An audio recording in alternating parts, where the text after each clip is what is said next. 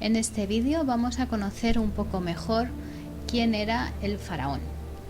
Faraón es la denominación actual que le damos al que fue al rey de Egipto durante 3000 años, desde Narmer, el rey escorpión, que unificó el Alto y el Bajo Egipto en una sola nación en el 3050 a.C., hasta su última reina, que fue Cleopatra VII, que llegó al trono en el 45 antes de nuestra era. Estamos hablando de un total de 300 monarcas que han sido divididos para la historia en 30 familias o dinastías por el sacerdote egipcio Manetón allá por el año 300 a.C. Pero ¿por qué conocemos a este monarca con el nombre de faraón? Es debido a los hebreos, que así lo llamaron en la Santa Biblia.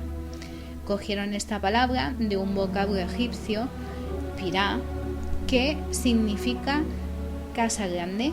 La casa grande para los egipcios era el palacio real, por lo que básicamente para los egipcios su rey era el portavoz del palacio real, al menos como apelativo. Tenemos que tener en cuenta cómo lo llamaban en su época. Pues utilizaban tres vocablos: Nesu, Neb o Gemef, que significan respectivamente rey, señor o majestad. Recordar que la palabra faraón no existía, ellos nunca lo conocieron allí, fue adaptada por los griegos. Y sobre todo, hay que tener en cuenta que la palabra faraona tampoco la conocían. Ellos, cuando hablaban de una monarca femenina, o bien la llamaban reina, como en el caso de Nefertiti, porque era la esposa del faraón, o bien mujer faraón si gobernaba en solitario, como fue el caso de Hatshepsut. ¿Qué poderes tenía el faraón de Egipto? Pues tenía poder absoluto, es decir, los tenía todos.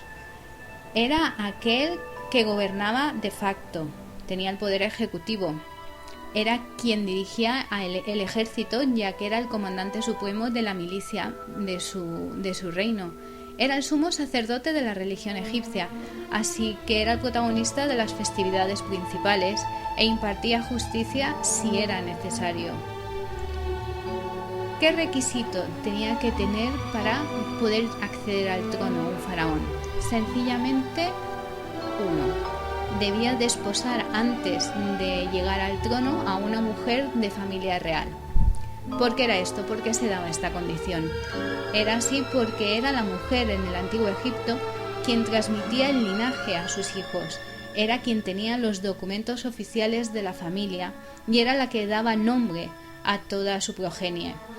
La costumbre era tanto válida como para la familia real como para el resto de familias en el antiguo Egipto.